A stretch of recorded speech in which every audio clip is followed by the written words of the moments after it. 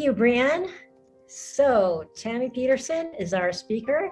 Tammy was raised in a small town in northern Alberta. After graduating from high school in 1979, she moved to central Canada, where she worked, studied, and was married in 1989. She lived for a number of years in Montreal and Boston, but now lives in Toronto. Tammy raised two children with her husband, Jordan, and has two grandchildren whom she adores. Elliot is the cutest thing in the world. Tammy attended university in the early 80s, studied kinesiology, and graduated with a BSc. She owned and operated a massage therapist business off and on for 30 years. She has taught Hatha yoga and continues to practice Hatha and Kundalini yoga on her own. Tammy has extensive experience in home renovation, having worked as a contractor to renovate their home in Toronto. She also spent 3 years working as a logistics consultant for her husband, Jordan, organizing his daily itinerary on his sold-out worldwide book tour. They traveled the world, giving talks in 140 cities throughout the US, Canada, UK, Scandinavian countries, Spain, Portugal, Australia, and New Zealand. Most recently, in 2019, she suffered and recovered from a near-fatal illness.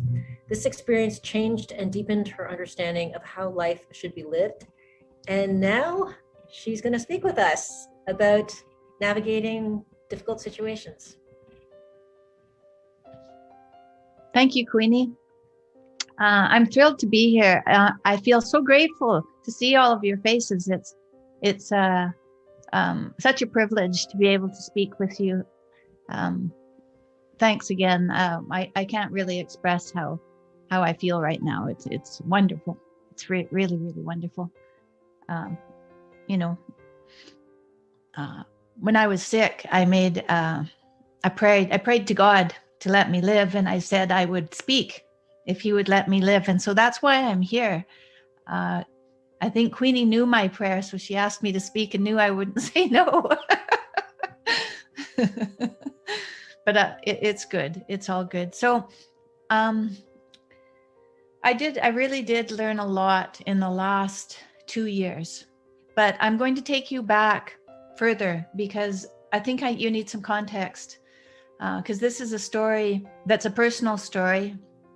I'm not going to give you any advice or anything. I'm just going to tell you what worked for me, and hope that you can find some words that will inspire you.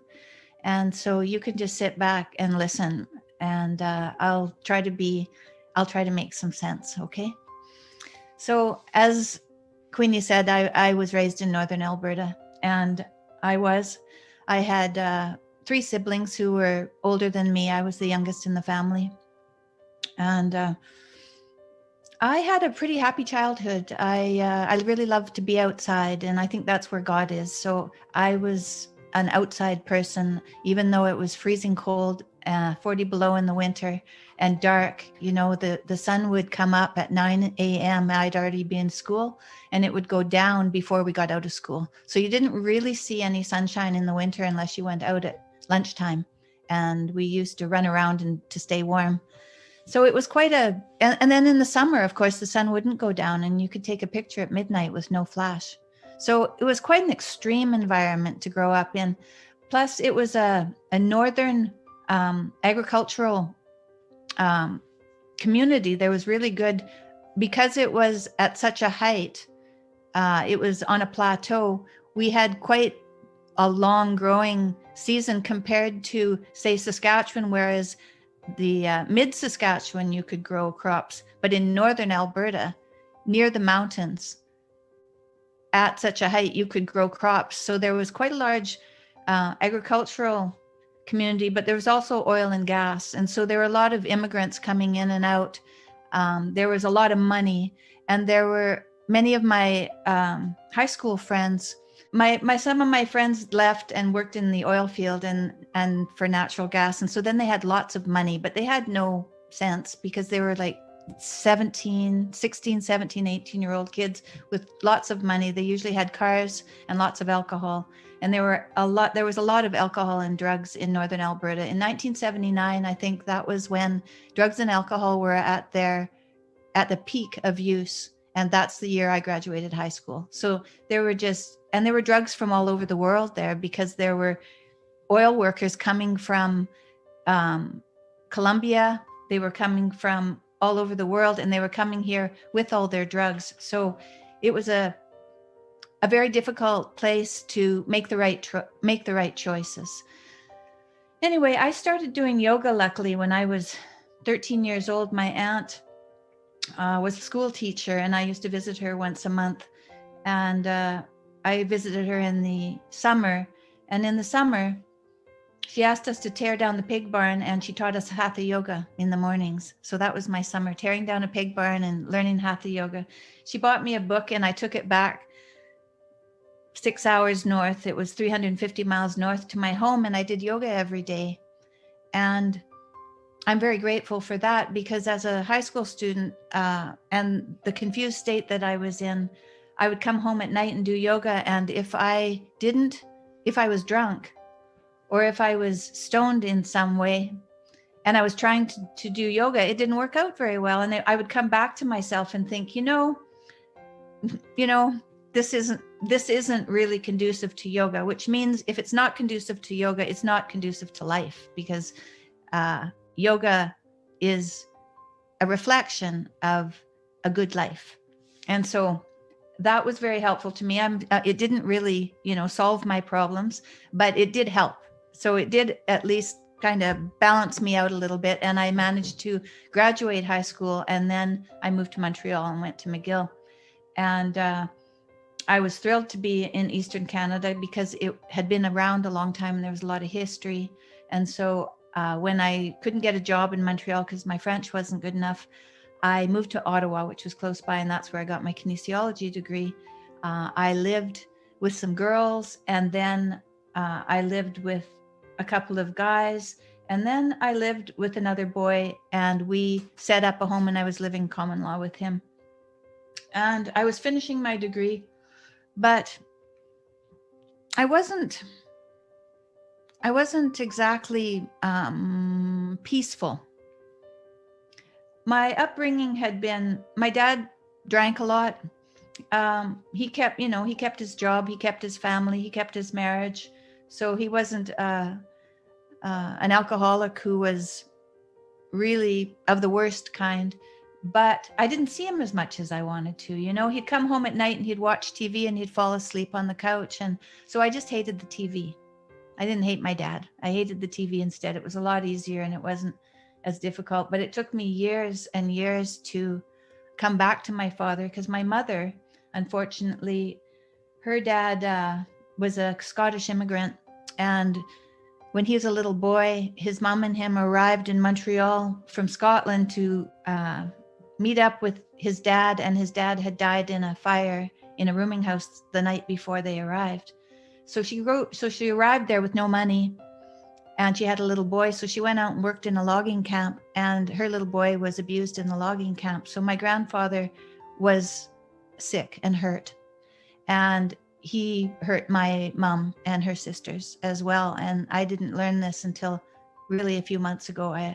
My grandmother only alluded to it on her deathbed. So it wasn't something, when things are not good in a family, often people don't talk about it. So you don't always know, but I knew something was wrong, right? I knew I wasn't peaceful. And so in a way, I was always searching for answers. So I searched for answers. I did yoga.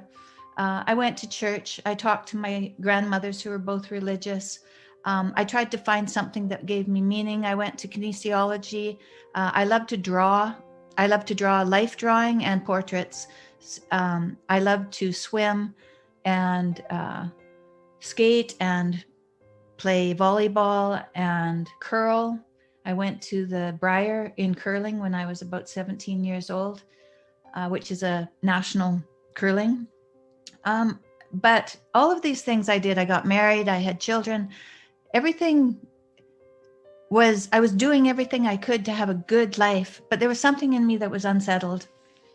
And I just carried on the best I could, as we all do, right? As we all do, keeping ourselves in as good a space as we can. I had a dog for 13 years, and I'd walk him outside, and that was always my best place, was outside.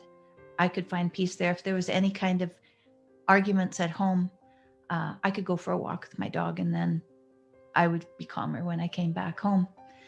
And I worked as a massage therapist for a number of years, and I loved that. I loved the connection with people, and to be helpful, to give anybody any bit of less pain was always important to me. So I was married. I've been married 32 years now, I think. And my mom passed away in 2007. She passed away when I was in massage school, actually. I went to her funeral, but she lived on Vancouver Island, so I didn't really see my mom as much as I might have. Although I realize now I could have seen her more if I would have made that choice. So I did make choices during my marriage that I didn't recognize I was making, that weren't good for me. You know, my daughter became very ill with a serious illness when she was 7 or 8 years old. She had rheumatoid arthritis, and it was in all of her joints except for her spine. And by the time when she was 17, although she'd been on some really good medication from the time she was 8 years old, she lost her hip and her ankle when she was 17 years old. And and she also suffered from depression, but we put her on antidepressants. So actually she had, from her point of view, a pretty good childhood. But I suffered. I suffered because I wasn't making her, I couldn't make her well. And I felt that was my responsibility. And so I took on responsibilities that were not mine to take on. And I sometimes let go of things that I really cherished. As I said, I like to draw, and I never drew after my daughter was ill. I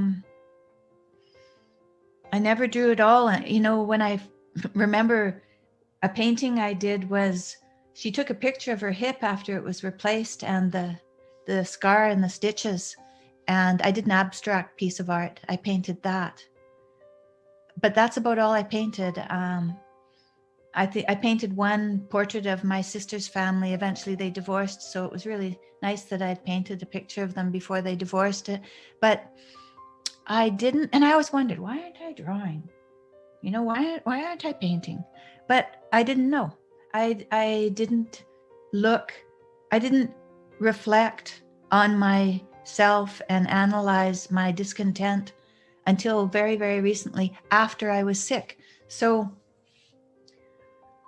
I got some arthritis in my knees and my hands, and I stopped being a massage therapist about 7 years ago, I guess. And I thought, now what am I going to do? I'd been a massage therapist forever and I loved it. And so now I'm going to have to do something else. Well, what's that going to be? And I mean, after that many years, it took me a good 6 months of going, I looked at my husband. I thought, he could use some help. He's pretty busy. And so I decided that I would work for him. And as it turned out, we traveled around the world, and I did work for him. And we had a really successful year-long world tour. So it was good. Yet during the whole tour, I was thinking, I wonder why I'm doing this. I was always questioning, wonder why I'm doing this. This doesn't feel quite right, but it's good, right? It's good. It's good. I'm helping. It's good. About, in the middle of the tour, I went on a walking tour with my sister to Croatia. And I knew that I couldn't walk very well because my knees were starting to really bother me. But my daughter at this point had found that if she only ate meat and didn't eat any vegetables, her arthritis went away. And so I was in London with my husband, and I thought, you know what? I'm never going to be able to walk on this 10-day walking tour if I don't do something radical. So I had already given up quite a few foods. I'm Irish, and I had a celiac gene, so I have quite a restricted diet anyway. But I thought, okay, I'll just eat meat. As radical as that sounded, I thought I'd try it. And within a couple of weeks, I felt my knees getting somewhat better. And I thought, okay, maybe I can walk in Croatia. So off I went. On the last day, they took us down a mountain that I had to use 2 walking sticks and go 1 foot at a time because my knees hurt so much. But I did it. And I was grateful. I was with my sister and a couple other ladies. And it was an inspiring trip. It's a beautiful country. But on the way home, I must have caught something on the airplane because 2 weeks later, I had a fever and gastrointestinal trouble. Fever went away, but my digestion never got better. And I went to the doctor and he said, well, maybe you have a parasite. And I thought, oh yeah, why didn't I think of that? Of course, I have a parasite. That'll explain it. So he tested me for parasite. No parasite. Oh, okay. He said, well, let's do an ultrasound. Let's do a colonoscopy. Let's do all the things, blood tests and stuff. We'll find out what's going on here. So I thought, okay. So I had an ultrasound, and during the ultrasound, I could see the screen and I saw a shadow on my left kidney. And it wasn't long after that we figured out I had a bacterial infection, and I had that figured out. But during the tour, I had to come back for a biopsy, and they found that I had cancer, and it was like, okay, so then we have to have surgery. But they said, oh, don't worry about it. It's not a benign cancer, but it's 1 millimeter a year of growth. So this kind of cancer doesn't kill people. You'll have to have some of your kidney removed, but don't worry about rushing into the hospital. So in March of 2019, I had surgery and I had 1/3 of my left kidney removed. And I recovered very well. Within 6 weeks, I was walking from the waterfront up to the annex, which is a couple of miles or 3 or 4 miles. I went from my 6-week checkup with my doctor, and we walked in. My husband and I walked in feeling confident, but when we sat down in his office, he seemed hesitant to speak with us and a little bit nervous. He seemed nervous, and he started handing me forms to sign, as well at the same time as telling me that they were wrong. What I had was terminal, and I had 11 months to live. And so I signed all the forms, and they said, well, you'll have to have surgery as soon as possible. And it looks like it's gone into one of your lymph nodes. So whatever was there was more aggressive than we thought. And the kind of cancer that it is not treatable. It's not treatable with chemo. It's not treatable with radiation. If we catch it by surgery, then you have, a small chance of living. And so I went to the States. I went to MD Anderson Cancer, and I talked to them. They said, no, there's no treatment. I went to San Francisco. I went to a doctor there who was well known. No, there's no treatment. So they said, you might as well just have your surgery in Toronto. They'll do as well as anybody else can do. So I came home, and the night before my surgery, we were so nervous, just like cats on a roof. My husband and I were sitting watching a TV show, but we weren't even aware of the TV show. We were just so agitated. And I thought, we need to meditate before the night, because we're not going to arrive at the hospital in any good shape if we don't meditate. And when I was in my 20s, I did a meditation where I was with someone else who was helping me. He was sitting at my feet. This was a massage therapist I'd learned some massage from.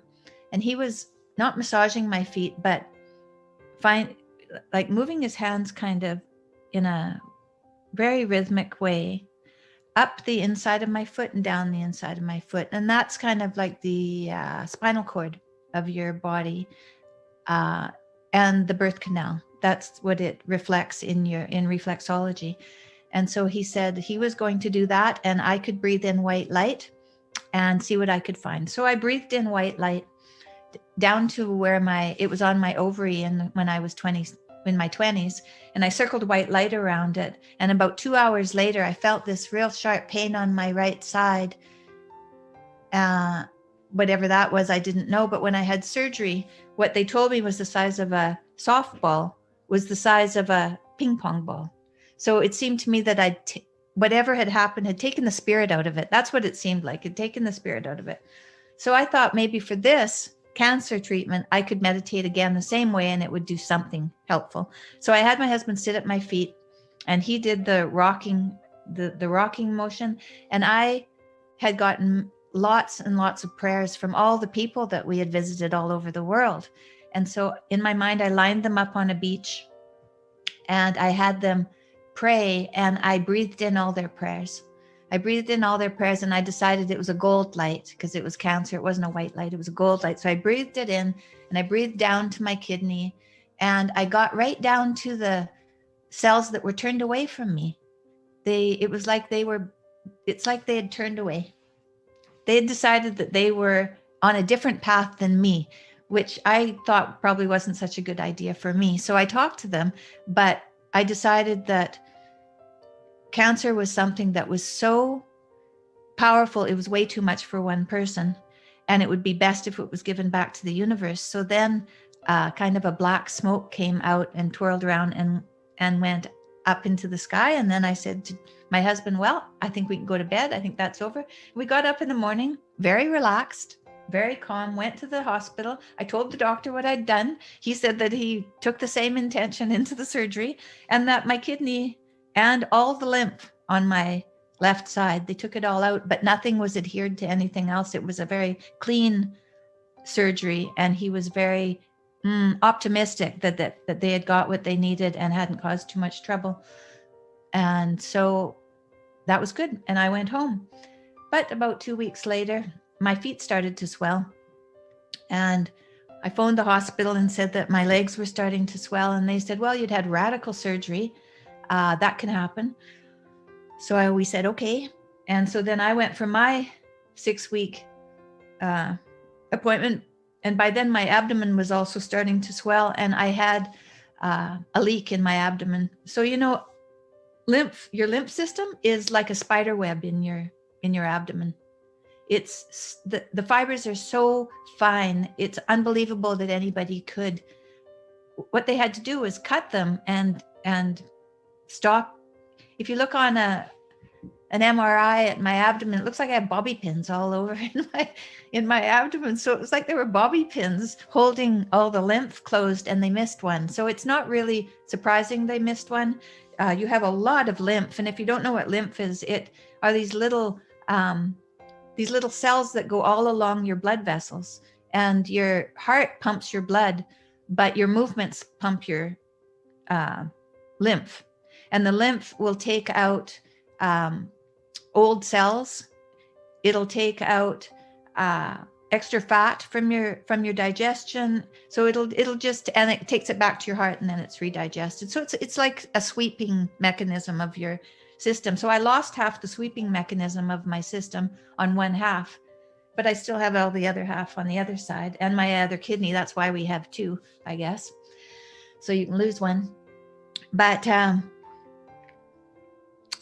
so I was at home getting more and more uncomfortable. I went to the hospital. I met with my surgeon and they put me in the hospital.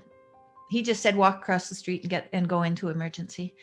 So I did, and they pumped off 7 liters of fluid from my abdomen that was accumulating in my gut, and there was a leak and they couldn't find the leak. So they didn't really know what to do with me. They sent me home and said, you can eat, but don't eat any fat because that'll make the lymph have to work, and we don't want the lymph to work. We want the lymph to rest, and maybe then it'll heal, because it must be just a little problem here, but we can't find it. So I went home and I was eating, soup made with tomatoes and vegetables and a little bit of white fish or chicken with no skin. I was trying no fat at all. So I was eating there and I was just getting thinner and thinner and thinner. I went from 120 pounds to 90 pounds. And I took a picture of myself, and my shoulder blades were very prominent. All my ribs were very prominent. I had no fat in my bum. My breasts were gone. My cheeks were gone. I was wasting away and becoming malnourished because all the nourishment was going into my gut. It wasn't going to my body, and it definitely wasn't going to my brain either, because I wasn't thinking very well. And I went to the doctor and he said my electrolytes were out of balance, and that means you're going to have a heart attack. And that's how I was going to end. So I went back into the hospital and they pumped me full of fluids until my electrolytes were balanced. I was in a step down room, which is just one step down from an ICU. And they balanced my electrolytes. And then they gave me a diet that was, they put a PICC line in my chest and gave me nutrition through there to my heart so that my digestive system could rest completely. And that's when I started thinking clearly, because I was getting nutrients to my brain. And that's when Queenie showed up and started praying with me. So it was, and that was a miracle. I was like, what are you doing here? But she just, I don't know what she was doing. She could probably tell you maybe she'll tell you what she was doing there when we talk later. But she brought me a rosary and she said, do you want to go pray? And I'm like, sure, I want to go pray. So I took my IV pole and my bag that I had attached to me with all the fluid in it from my system. And we'd go down. The Toronto General Hospital has a beautiful atrium that's 4 stories high and all glass and plants. And it's a little bit like being outside, which is exactly where I always want to be. So we'd go down there and we'd pray the rosary. And I told her my life story and cried and, and then I'd go upstairs and play Kings and Little Ones, a card game with my family, and spend the rest of the day with my family. But every day, about 10 o'clock, Queenie would show up and we would pray for 5 weeks while I was in the hospital. And they scanned me. They tried to find the leak, but they couldn't find it. And they told me that you could live with this TPN diet for a good 25 years. So I could live like that if I had to. So I wasn't going to die, which I told my family, but they didn't look all that thrilled that I was going to have this kind of, I thought, I guess I won't be swimming anymore. There's one thing that I should have said that I'm going to say now that I didn't mention. When I got that terminal illness prognosis, I was at the hospital with my husband. We came home and I was thinking on the way home, I'm 57. I had many aunts that lived this long, many uncles. They died when they were in their 50s. Maybe I'm one of them too, so I can accept that. If I'm going to die now, I can accept that. I've lived a good life and I've always thought I was in control of my life, and I always thought I was a tough person, that I could do whatever I wanted to do. And I decided I'd make this decision as well. But when I got home and told my son and my daughter,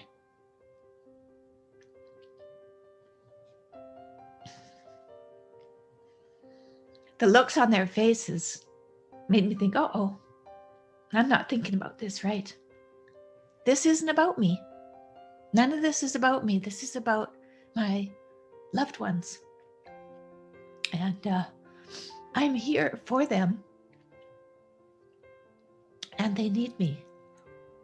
And so I'll do it. That's why people go through surgery and radiation and chemotherapy and all that. That's why people will have limbs removed and everything. And you think, God, that's awful. Why do people do that? It's because of the people that they love. That's why we live, is because we are social creatures, like we were speaking before. Our arms are made to hug. We are here to serve others. And all of a sudden, it was really quite a momentary change for me, that I understood that this was a whole different story than I had thought in the beginning. So when I went back in the hospital and had surgery, and I wanted to live, I said I would do anything, and I would be grateful for all the care and the help that I was getting. So at the end of the 5 weeks, Queenie asked me if I wanted to be blessed by Father Eric.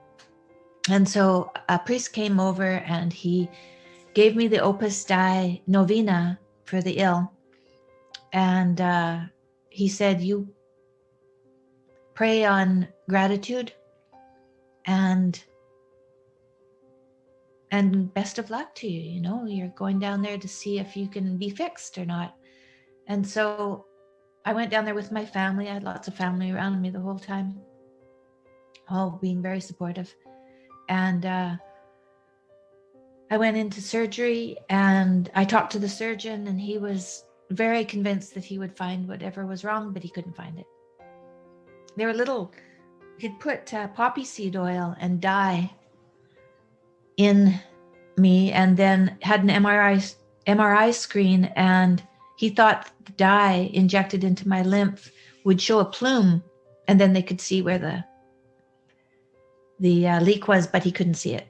And when I looked afterwards, I just had like chicken pox he had just put needles everywhere. He'd tried everywhere, and I don't know how many hours. It was a long procedure and it didn't work.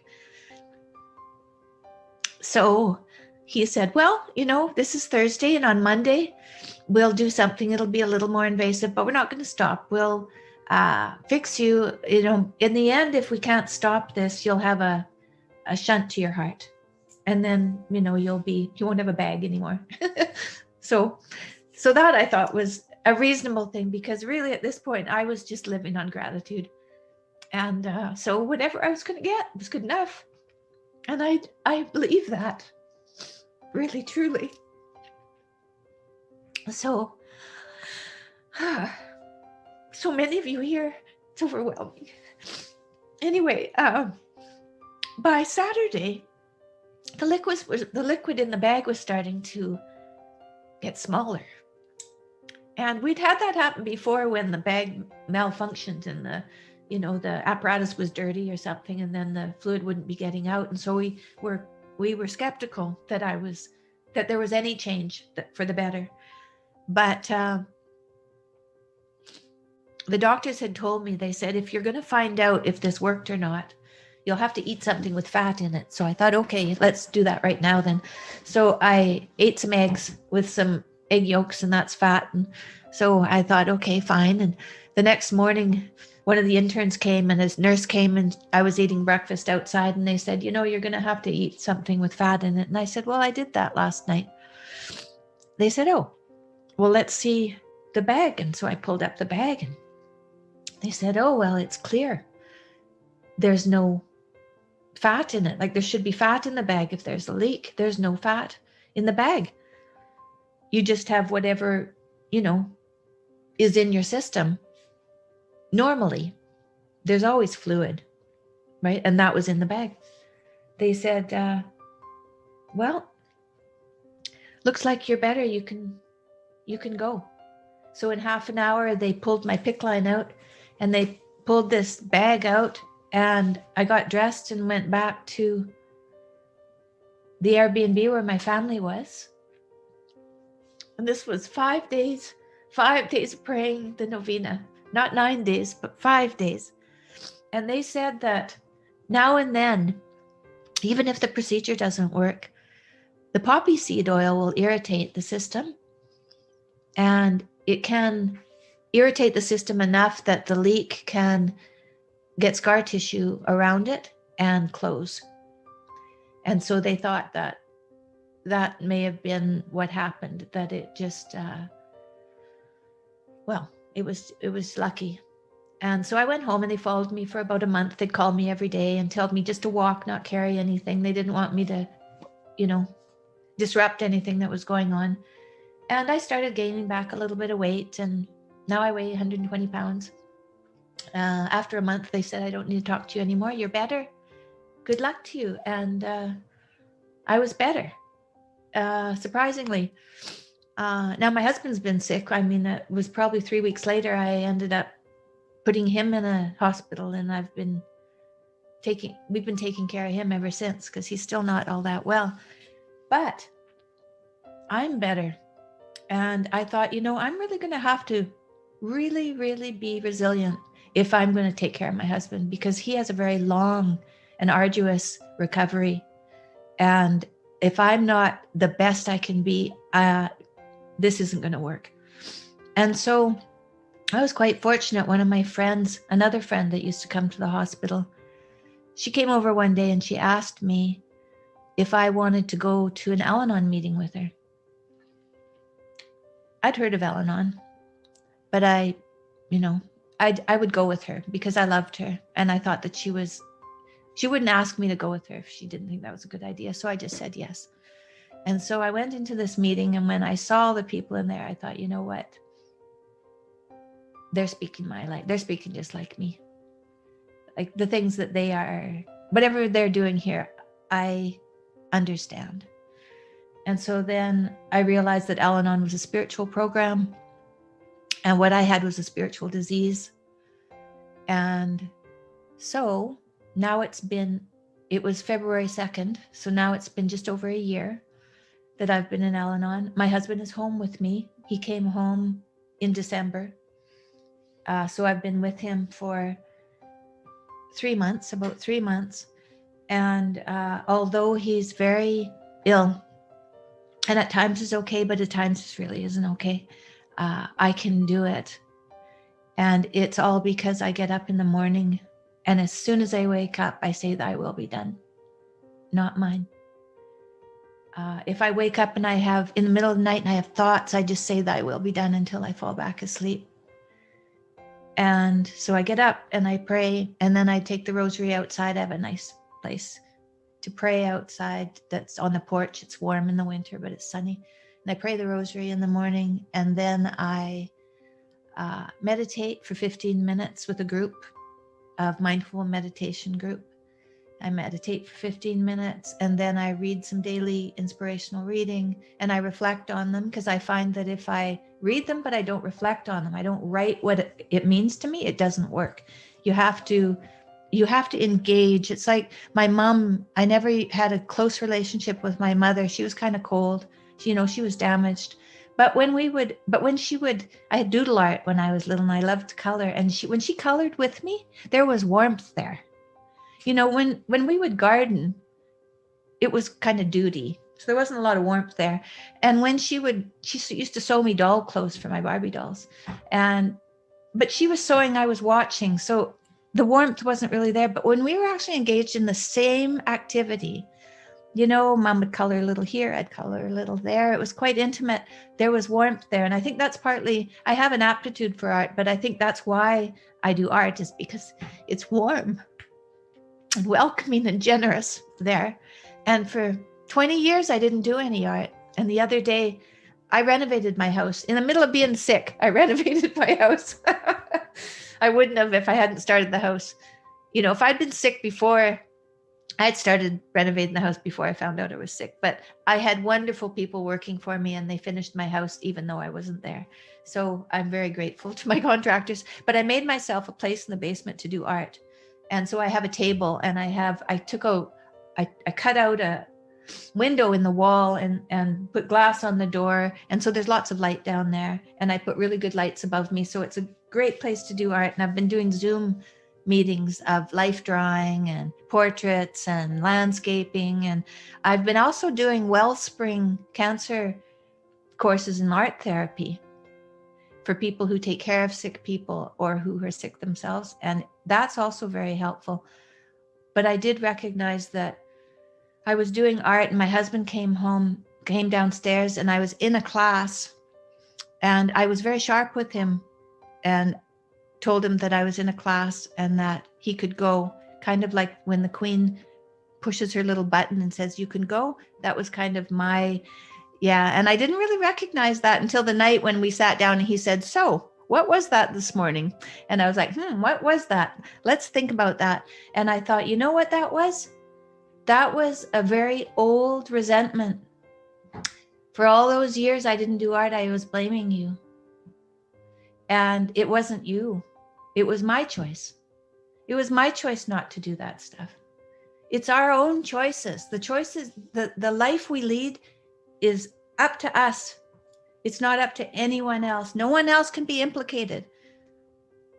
And this is a rough one, but whatever has happened in our lives, And this cancer for me was a gift, because now I don't have the same point of view I had. I have a grateful and generous point of view if I can. And I try to stay with my God, who's just a little bit bigger than me. Always, as soon as I get bigger than him, I'm in trouble. So I have to keep him right here. Am I running out of time? I'm looking at Brian. How am I doing for time? You're doing fantastic, Tammy. Am I Thank doing you all for right? sharing. Yeah, you're doing fantastic. Yes. Okay. Very good. Yes. Do I have any time left, or am I pretty Yes, much? you have a few minutes left, and then we'll open up for questions. Okay. Go ahead. Yes. Okay. I'll finish up then. Thank you. Thank you. So this resentment that I had towards my husband, I told him, yeah, I think that there's some resentment there. And he said, good Lord, resentment, that does in marriages, we can't have that. And I said, I'm very sorry. And I'll work through the steps, I'll see what I can do. And I promise I'll do my best. So I went through the steps again. I recognized I had a resentment. I accepted that I had this resentment and accepted that I had made an error, but I'm not angry with myself that I'd made the wrong choices. That's the best I could do at the time. I placed my blame on someone else when it was my own, but I guess I just wasn't, I wasn't well enough to do art for those 20 years. I didn't have the courage to face the necessity to do my own thing and to let my daughter live her life without me, being so close at hand that I didn't have my own passions taken care of. That was my own choice. So I told God I was willing, that I didn't need this resentment anymore. And I asked God if he would take it from me. I asked if he'd please take it from me. And the next day I got up and my husband said my face looked better, that I looked clearer, that I looked like something had changed. And I do think that I had set up the art table. I had been doing the art. So I was acting as if I wasn't resentful anymore. And I think at that point, it was safe enough for me to recognize my resentment and let it go. So sometimes, it has to be at the right time for you to recognize things, like me recognizing that I was selfish in thinking that I didn't have to try to live however possible for my family. That was a selfish thought. It was a much better way to think that I would do whatever I can. And, if I die, I die, but it's not going to be my decision. It's going to be God's decision. It's not mine. And I would be grateful for any help I could have on the way. So I think that the idea of, when you're in a rough spot, to give it to God, because, I took care of myself for almost 60 years now. I'm going to be 60 here right away. And it wasn't until I had something as powerful as this one, 11 months to live, that I woke up to God. And some people, it takes a lot. Some people hopefully it doesn't take so much. But for me, it really did take a lot for me to humble myself and to take the help that was offered. And now I'm being offered to speak to you today. And, I don't understand it, and I won't even try, because it's not my problem. It's just for me to stand up tall and share with you. That's all there is for me to do. And I thank you from the bottom of my heart for allowing me to share. It's very healing at this point for me to share with you. And I look forward to hearing what you guys have to say. So thanks again. Thank you so much, Tammy. My pleasure. And we're very grateful with your openness to share with us, to share your experience, and in such a personal way. I think we're all very, very touched by your very personal way of sharing. So what we'll do right now is we'll open it up to questions. In order to manage the questions, I just ask you can each ask your own question. I have a few that have come through the chat and different things. So I'll moderate those and I'll ask you those questions for those people. But if anyone has a question they would like to ask personally, which is fantastic, you can just use the raise your hand function, and I'll see you there and give you the floor.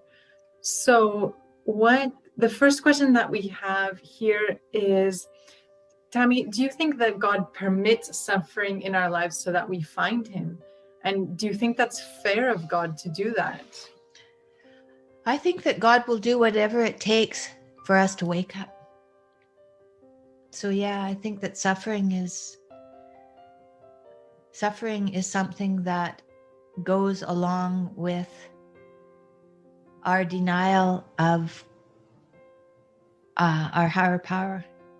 I think that is, I think it's inevitable. Okay. And another question here that came through is, at one point you said that you thought you were tough, that you could do anything and that you'd be fine. So if that's how you defined it then, how about now? How would you define toughness and fortitude now? Oh, that's a good question. Let me see.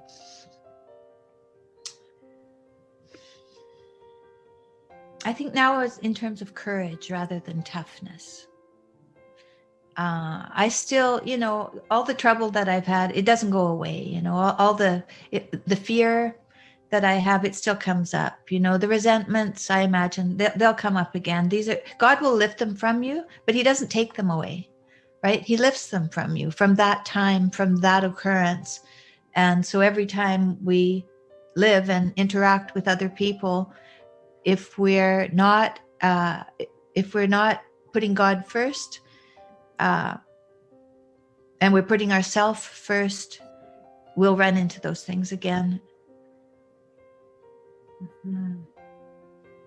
Tell me the question again so I can. So the question is, how would you define toughness and fortitude now? Yeah, courage, absolutely.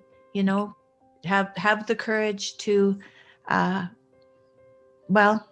it's the serenity prayer, isn't it? God grant me the serenity to accept the things I cannot change, have the courage to change the things I can, and the wisdom to know the difference. So I would say it's courage. Okay, fantastic. I'll give the floor now to Emma and Sarah in Calgary. You have a question. Hi, Tammy. Thank you. This was a really good fun. So I have a question, and it's kind of like very personal to me and like very emotionally hard. So sorry if I cry. But so I care for my grandma. She's 101 years old, and she has a dementia. And oftentimes in caring for her, I get very angry, and it's not at her, but it's at her the disease that's taken her away from me. She was so important in my life growing up. And how do we move past that anger and that resentment towards those diseases that do take away our loved ones?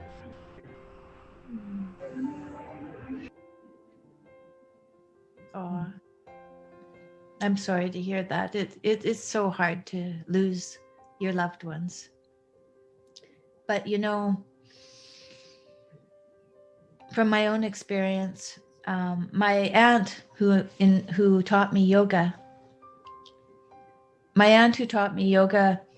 she died when I had my first child. And I asked her where she was when she died. And I thought, where she is? She's in the woods, because that's where I knew her, was in the woods. And so now I was in Montreal years ago after she had passed away, and I was cross-country skiing, and I thought, there's someone skiing right behind me. But I turned around and I thought, there's no one there. And I thought, you know who that was? That was my Aunt Grace. She was skiing right behind me. And my mom died of dementia in 2007. And I know when she was dying, if I was really, really careful, I could still see something of her. If I paid really close attention, I could get a glimpse of her still, even when she was close to death. And I've prayed to her every day since. I pray to her. She's my angel. And so it's a good thing to have my mom as an angel. Our grandmothers, they have to show us the way, and she's showing you the way. She's showing you what life is like, because life involves death. And so it's a rough lesson that she's showing you, but because there's so much love there, the lesson that you get from this is way more profound than if you hadn't loved her as much, right? Yeah. And so, this is something you're going to grieve, and there's nothing that anyone can say to make it hurt less, because it is so profoundly difficult. I know that because you have this love for your grandmother, and you have a family, a supportive family, that you can get whatever kind of consolation from the people who you're with. You can share that grief and that anger and that resentment. If you're recognizing there's resentment, you just pray to God and ask him to help you with it. If when you become willing, you admit that you're willing, and then you just pray to him to lift it, so that you can be clear with your grandmother, because you just want to be with her and to join with her as she leaves you. Because the resentment, it's a little bit like a wall, right? It's a protection from the pain, because the pain is scary and hurtful. So you put up a little wall, it doesn't hurt quite so much. But if you can try to let the pain in, as well as your grandma's gift, because she's given you this gift so you can understand the passage of life to death. She's trying to help you to be there and be present with her. So be grateful to your grandmother. Be grateful to her from what she's showing you, and that might give you a little bit of relief, because gratitude is gentle and a positive. When you're better surround yourself with people that you love and that love you, and sit with your grandmother and try to accept what it is she's offering you. Yeah, all the best to you. You're welcome. Thank you, Tammy. We have another question. There's the participant wants to thank you very much for sharing your story so wonderfully. You're welcome. She says, what practices do you find helpful in keeping God above you? You talked about him being bigger than you. So what helps you keep that in mind? Grow God, shrink Tammy. Grow God, shrink Tammy. So what else helps me? Well, the prayer and the meditation, because in the meditation, I'm just trying to be present with my breath, and I'm listening to God. So that keeps him there. The prayer, it really has to be daily. I think the more rituals that you set up, to read scripture or inspirational readings. Oh, there goes my camera. I'll be back in a minute. No problem. So I would say that practice, that very constant, everyday practice of prayer and meditation. And then you can there's little things that you can do, like pause when someone asks you a question that feels like you're triggered. There's the 4 obsessions. And the 4 obsessions are really good because with the 4 obsessions, you have to be with all 4 of them to make it truth. Let's see, I'll just write it. 4 obsessions. There they are. Number 1 is gratitude. Thank you, God. Number 2 is being helpful, wanting nothing in return. Number 3 is to be loving of yourself and others. And number 4 is to be tolerant of yourself and others.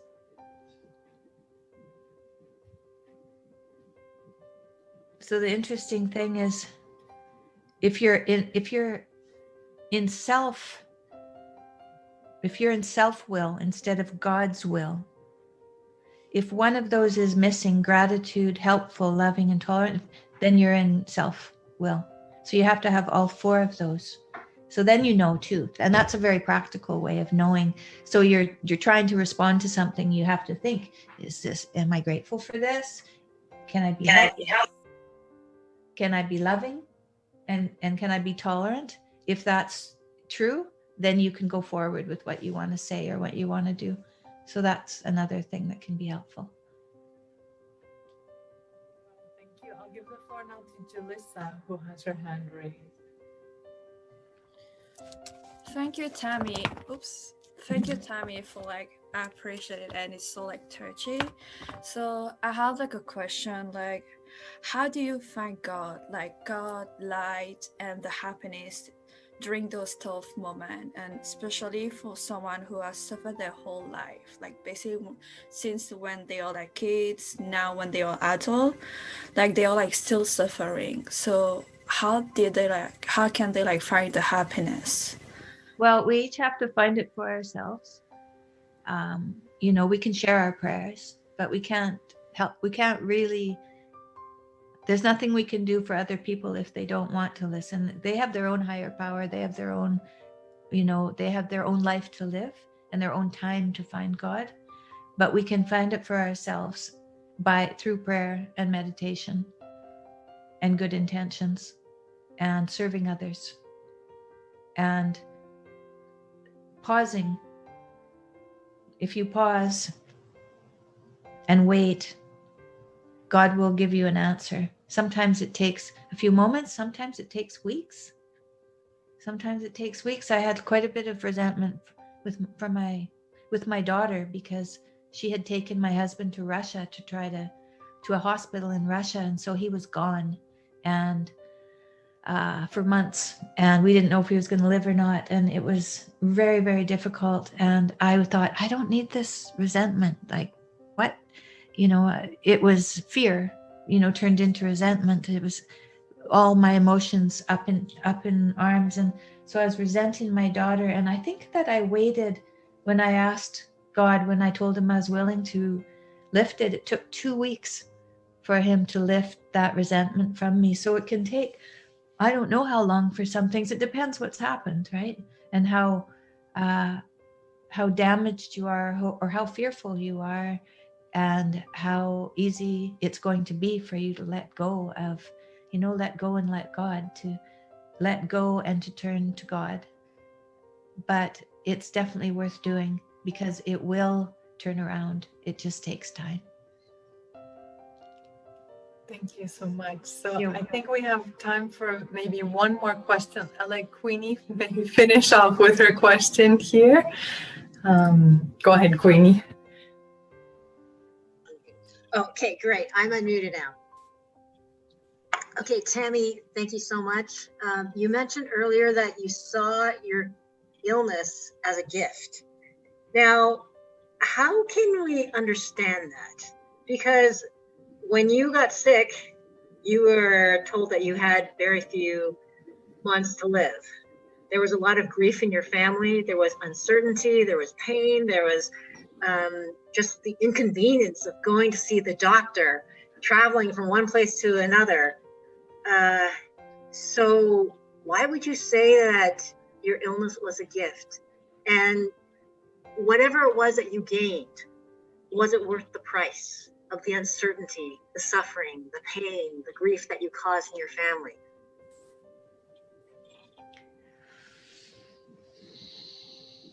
Well, for me, it was worth it. For sure. I don't know about the other people, you know, I don't know about them and how they are.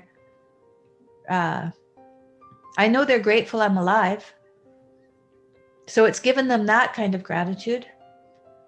But I've also, they've seen a change in me, you know, like when after my surgery and after all the complications and then going to Al-Anon, my daughter came back from Russia and Serbia, where she was with my husband. And she wrote me a little text. She didn't know I'd been doing any of this spiritual work. She wrote me a little text. I wish I had it with me, but she said, Mom, she said, you've changed. She said, you're showing so much kindness and gentleness. It's really nice to see. And I thought, isn't that something that she could see a change? And it's because, like, who knows? I can't tell. I can't tell, but she could tell without even. So do I think it was worth it? Gee, I really think it was worth it. It was a lot of suffering. It's true, but God, I just don't know if there's any other way. Was any other way for me? I don't think there's any other way. So that's just the way it had to be. There's no sense me thinking that I like blaming God or being angry with God for giving me this burden, because this must have been what I needed. Or I wouldn't have got this. I would have got something else. This is what was meant for me. Wow. Does that answer your question?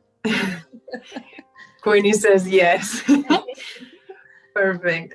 Tammy, thank you so very much for giving us your time and your wisdom and your experience this afternoon.